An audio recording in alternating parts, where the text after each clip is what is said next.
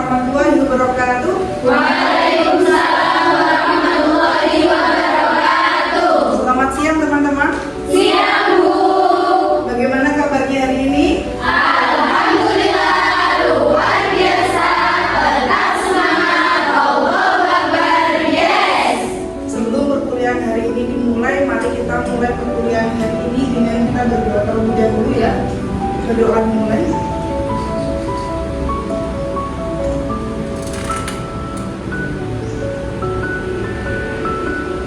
Berdoa selesai. Kita prestasi terlebih dahulu ya teman-teman. Coba ditengok kanan kirinya, apakah ada teman-teman yang tidak masuk? Aura? Ya. Alisa? Eli? Sulfi? Cindy? Masuk semua? Masuk semua. Masuk? Masuk semua ya? Alhamdulillah, semoga kita semua selalu diberikan kesehatan oleh Allah SWT. Amin ya Rabbal Alamin. Oke, materi perkuliahan kita hari ini adalah praktek micro teaching. Teman-teman, kemarin minggu lalu kita sudah mempelajari tentang komponen-komponen yang harus dipersiapkan dalam melaksanakan micro teaching. Apakah dari kalian ada yang masih ingat atau sudah lupa? Masih ya. Komponen-komponen yang harus dipersiapkan dalam pelaksanaan micro teaching itu kemarin ada berapa ya? Ada yang masih ingat? Coba yang masih ingat ada berapa dan coba disebutkan. Angkat tangan. Oh iya Mbak. Komponen ada 6. Yang pertama perangkat pembelajaran, 2 keterampilan dasar mengajar, 3 durasi dan teknisi pelaksanaan, 4 etika dan sikap mengajar, 5 refleksi dan evaluasi, yang terakhir penilaian teaching. Good. Betul ya. Ada 6 komponen yang harus diperhatikan dalam pelaksanaan micro teaching. Salah satunya adalah keterampilan dasar mengajar. Dari kalian apakah ada yang masih ingat ada berapa keterampilan dasar mengajar itu? Coba sebutkan. Iya Mbak. Keterampilan dasar mengajar 8. Keterampilan membuka dan menutup, keterampilan menjelaskan, keterampilan bertanya, keterampilan memberikan penguatan, keterampilan mengadakan variasi, keterampilan membimbing diskusi kelompok kecil, keterampilan mengelola kelas, dan keterampilan mengajar kelompok kecil dan perorangan. Benar, semuanya benar. Ada lagi tadi penilaian micro teaching. Nah, poin-poin yang harus diperhatikan dalam penilaian micro teaching itu ada 5. Kira-kira ada apa saja kemarin? Siapa yang bisa menyebutkan? Iya Mbak. Yang pertama perencanaan pembelajaran, 2 pelaksanaan mengajar, 3 penguasaan materi, 4 keterampilan komunikasi, 5 sikap profesionalisme. Alhamdulillah kalian masih ingat semuanya. Tepuk tangan dulu buat kalian. Tadi perkuliahan kita itu adalah praktek micro teaching ya. Tujuan pembelajaran pelaksanaan micro teaching itu yang pertama melatih kepercayaan diri calon guru dengan baik, yang kedua menguasai keterampilan dasar mengajar dengan baik dan benar, yang ketiga mengembangkan kemampuan komunikasi dengan baik dan lancar, dan yang terakhir mempersiapkan praktek mengajar nyata. Nah, dalam hal ini, dalam praktek micro teaching ini ada beberapa hal yang perlu kalian perhatikan sebelum nanti teman-teman praktek ya di depan, karena memang hari ini materi kita praktek micro teaching. Jadi ada beberapa hal yang perlu diperhatikan. Yang pertama, saya nantinya akan menilai teman-teman yang praktek mengajarnya dari kelima poin yang sudah disebutkan tadi, mulai dari perencanaan pembelajaran sampai sikap dan profesionalisme. Itulah yang akan saya nilai. Kemudian ketentuan yang kedua, teman-teman yang praktek maju itulah yang akan menjadi seorang guru, dan teman-teman yang tidak maju itulah yang menjadi murid. Dari sini bisa dipahami? Saya, oke, hari kemarin sudah saya bentuk kelompok. Hari ini siapa yang maju? Oke, Mbak Ila, silakan dipersiapkan. Tepuk tangan dulu buat Mbak Ila.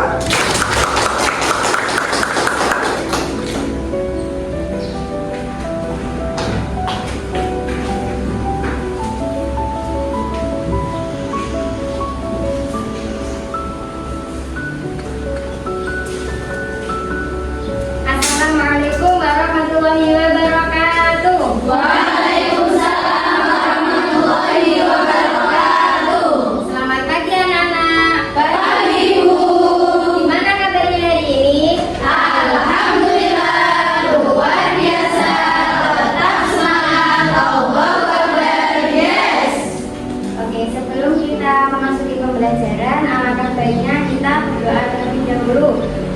Berdoa dimulai. Bismillahirrahmanirrahim. Sudah selesai. Sebelum masuk pembelajaran, Ibu akan mengajak kalian untuk melakukan tepuk semangat terlebih dahulu.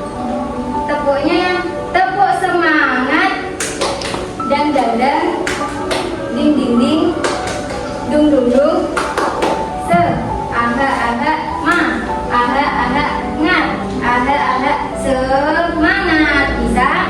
Bisa. Ayo kita mulai. Tepuk semangat, dan dadang, ding ding ding, dung dung dung, se, aha aha ma, aha aha ngat, aha aha semangat. Sudah semangat untuk mencari ilmu? Sudah. Oke, hari ini kita akan belajar tentang siklus air. Nah, ada yang ingat gak? Minggu lalu kita sudah belajar tentang dua musim. Apa itu? Musim kemarau dan musim hujan. Kita ke April. Nah, sekarang kita akan belajar tentang siklus air. Nah, pernahkah kalian berpikir bagaimana hujan itu bisa terjadi? Bagaimana terjadi hujan? Apakah kalian sudah tahu? Belum tahu, disimak dengan baik ya. Nah, di sini Ibu memiliki suatu gambaran kecil, yaitu ada gambaran matahari, laut, pegunungan, tanah, dan lain sebagainya. Nah, di sini proses terjadinya hujan itu tidak lepas dari panasnya sinar matahari yang menyinari bumi, yang mengenai laut, sungai, yang mana laut tersebut akan mengalami penguapan. Nah, proses penguapan air laut ke atas itu disebut dengan evaporasi. Seperti halnya ketika kalian di rumah membantu ibu untuk memasak air, apa yang terjadi dengan air tersebut? Menguap. Tidak jauh dari air laut, jika ia terkena panas maka ia akan mengalami penguapan. Setelah air itu menguap, air itu akan berkumpul menjadi satu, menjadi awan yang disebut dengan kondensasi. Setelah air itu berkumpul menjadi awan yang tidak bisa menampung lagi, maka awan tersebut akan menurunkan hujan. Nah, proses penurunan hujan itu disebut dengan presipitasi. Gambaran hujan akan mengalami hujan seperti ini. Ketika air itu turun, maka air itu akan kemana? Kembali ke sungai. Nah, proses masuknya air ke dalam tanah itu disebut dengan infiltrasi. Nah, dari penjelasan yang Ibu jelaskan, apa ada yang ditanyakan? Itu harap kalian sudah paham semua ya. Kalau kalian sudah paham, Ibu memiliki sebuah lagu agar kalian mudah memahami proses terjadinya hujan. Sambil tepuk tangan ya. 1, 2, 3. Tahukah kamu bahwa air dapat diperbarui itu semua karena air ada siklusnya. Ayolah pelajari seperti apa prosesnya. Siklus air dengan tanggapannya. Laut, sungai menguap disebut evaporasi. Lalu membentuk awan disebut kondensasi. Air jatuh ke bumi disebut presipitasi. Meresap ke tanah itulah infiltrasi. Bisa? Bisa.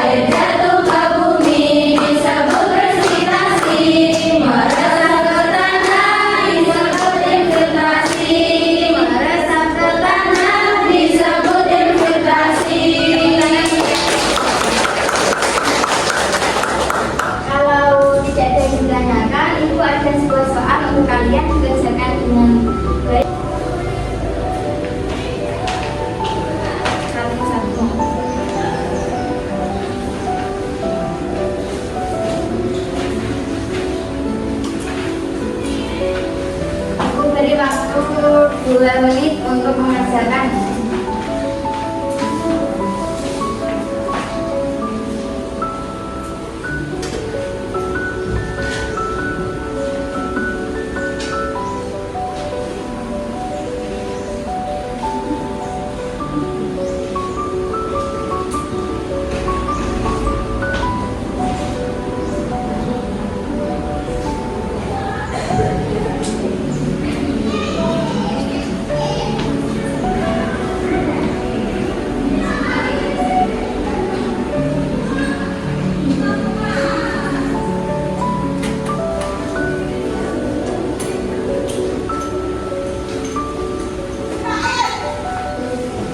Sudah selesai?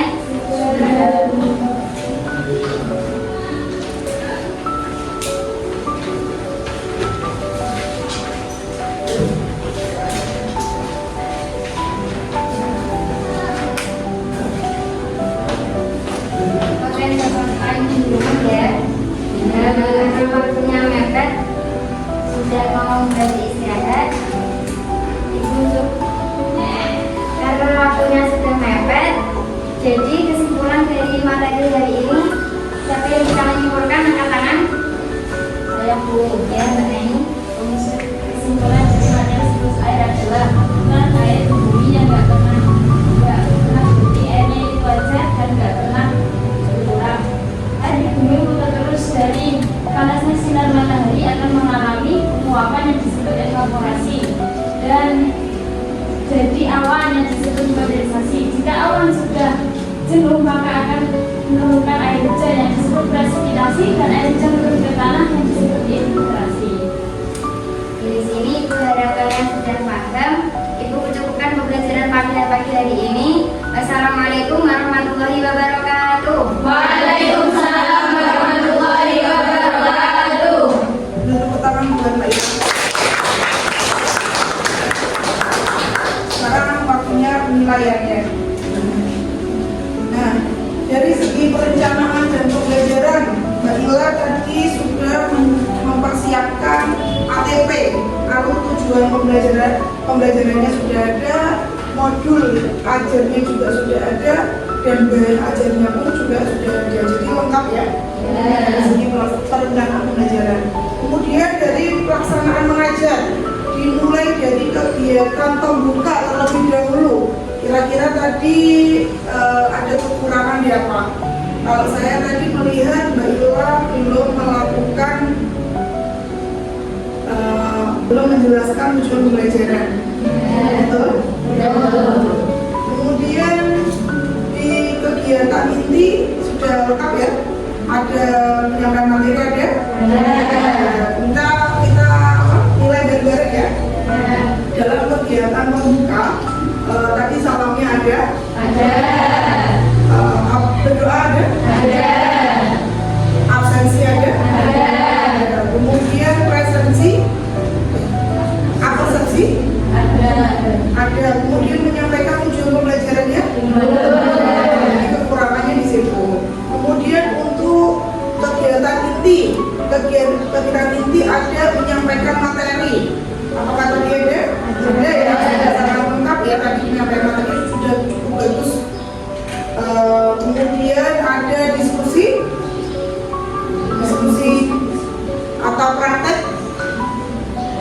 Diskusi, praktek ada ya tadi. Kemudian itu ada. Kemudian ada tanya jawab ada. Selanjutnya pada kegiatan penutup. Di kegiatan penutup menyimpulkan materi ada. Mengulas materi kembali.